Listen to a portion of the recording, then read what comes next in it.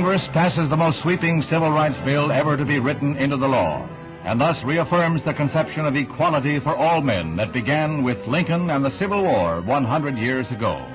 The Negro won his freedom then. He wins his dignity now. 5 hours after the House passes the measure, the Civil Rights Act of 1964 is signed at the White House by President Johnson.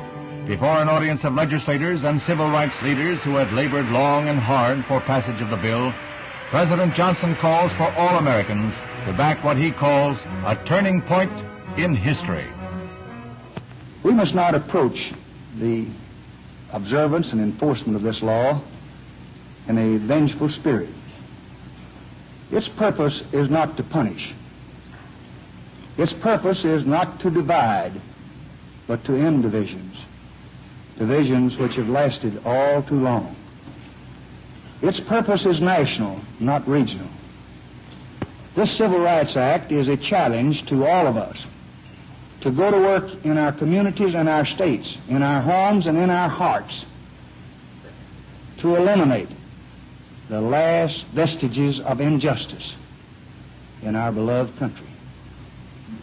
So, tonight I urge every public official, every religious leader, every business and professional man, every working man, every housewife, I urge every American to join in this effort to bring justice and hope to all our people and to bring peace to our land. There's warm applause from members of both parties as the President sets to work. It is work. He uses nearly 100 pens to affix his signature and date. Souvenirs go to Republican leader Everett Dirksen and Democratic whip Hubert Humphrey. The President seems to have mastered the art of just touching each pen to the paper.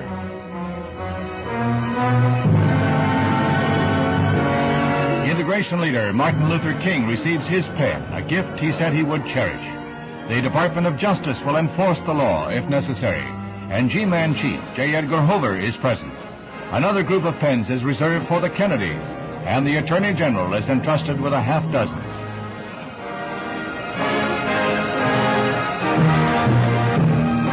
Now, in this summer of 1964, the Civil Rights Bill is the law of the land.